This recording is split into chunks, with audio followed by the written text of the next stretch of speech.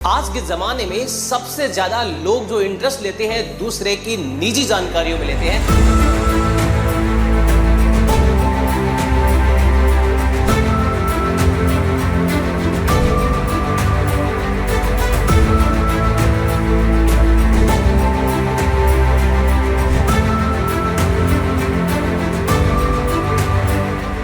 हर व्यक्ति किसी की इमेज, कोई कांटेक्ट हो, चाहे जीपीएस हो, उसके अंदर तक जाना जाता है और निजी जानकारियां अधिकतर जो हमारी वायरल हो जाती है तो लोग कहते हैं वो ज्यादातर हम कहीं पे शॉपिंग करते हैं तो हमारे कांटेक्ट नंबर देते हैं, वहां से लीक हो जाती है, या हम मोबाइल के अंदर हमारा कोई भी एप्लीकेशन डाउनलोड करते हैं तो वहां पर बहुत सारे एक्सेस मांगता है, उसकी वजह से हमारी जो जानकारियां वो आउट हो जाती है।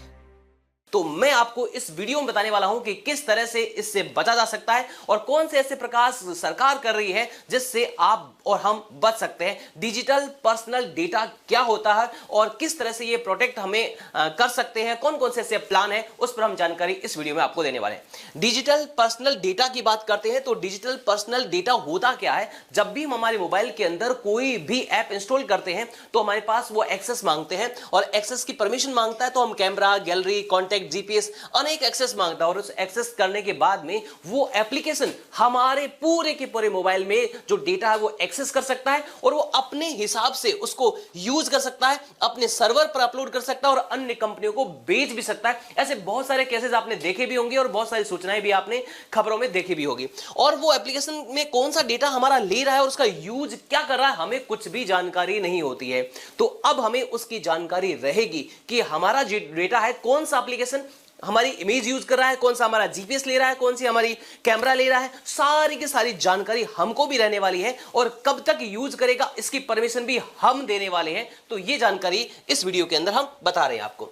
देखिए, लोगों की प्राइवेसी का बचाव करना इस बिल का उद्देश्य है और आईटी मिनिस्टर अश्विनी जी वैष्णव ने कहा है कि इस बिल का मकसद पर्सनल डिजिटल डेटा की प्रोसेसिंग को रेगुलेशन करना है। कोई भी पर्सनल डेटा है उसको रेगुलेट करना बहुत जरूरी होता है ताकि लोगों की प्राइवेसी का बचाव किया जा सके। और ये बिल प्रो प्राइवेसी और प्रो सिटीजन बिल है। उन्होंने बताया कि बिल को बहुत ज्यादा प्रिस्क्रिप्टिव नहीं बनाया गया ताकि वक्त के साथ इसमें बदलाव भी किया जा सके।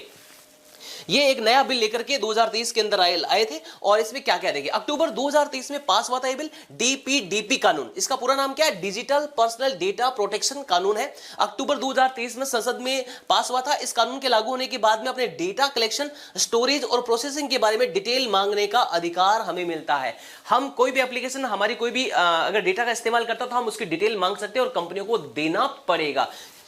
कंपनियों को ये बताना जरूरी हो गया है कि भाई, और इसके लिए उल्लंघन अगर कोई भी कंपनी करती है तो पहले जो जुर्माना 250 करोड़ था उसको बढ़ा करके 500 करोड़ तक का जुर्माना इसमें कर दिया गया है। क्या है हम जानते हैं इसको। डिजिटल पर्सनल डेटा से जुड़ी हुई खास बातें इस बिल से संबंधित क्या है।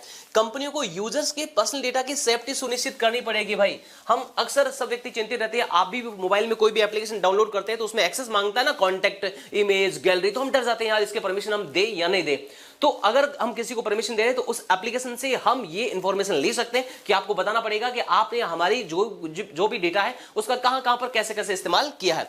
तो ये सुनिश्चित करना पड़ेगा वह डेटा अपने सर्वर पे स्टोर करे या थर्ड पार्टी के डेटा प्रोसेस के साथ में।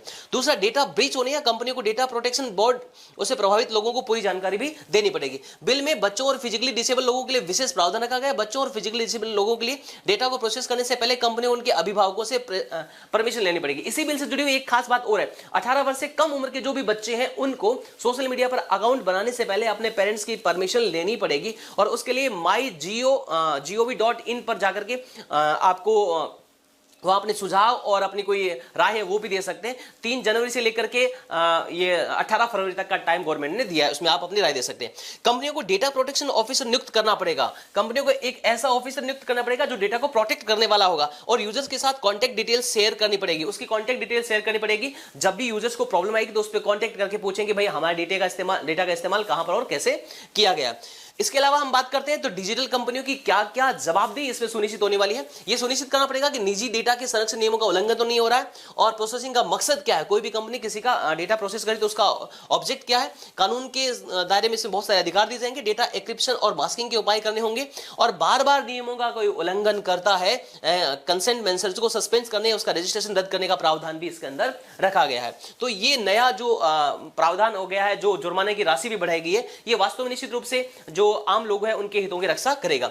नियम लागू होने के बाद में क्या क्या अधिकार मिलने वाला है? डेटा तक पहुंच हो जाएगी, उसमें समय समय पर अपडेट करने का अधिकार मिलेगा। डेटा का मालिक डेटा प्रोसेसिंग की सहमति वापस ले सकेंगे, है ना, डेटा मिटा भी सकेंगे तथा सहमतियों का रिकॉर्ड मशीन से पढ़ा जा सकेगा, फॉर्मेट में रखा जाएगा। डेटा फिड्यूसरी यानी डिजिटल कंपनी की वेबसाइट पर शिकायत भी हम कर सकेंगे अगर हमारे डेटा का इस्तेमाल सही तरीके से नहीं हुआ।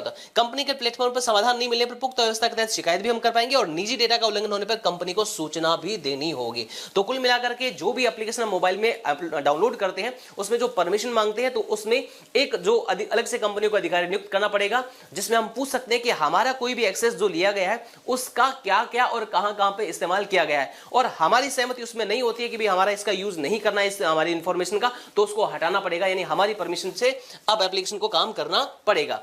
क्या क्या फायदा होगा? कंपनी डेटा सिर्फ उतने समय तक रख सकेगी जब तक के लिए लोगों ने सहमति दी है। डेटा देश से बाहर नहीं ले जा पाएगी कंपनियां, और लोगों की प्राइवेसी का बचाव करना इस बिल का प्रमुख मकसद रखा गया है। तो ये जो नया अपडेट है कैसा आपको लगा? कमेंट बॉक्स में कमेंट करके जरूर बताना और अपने सभी साथियों को इस वीडियो को शेयर भी करना। Thank you so much.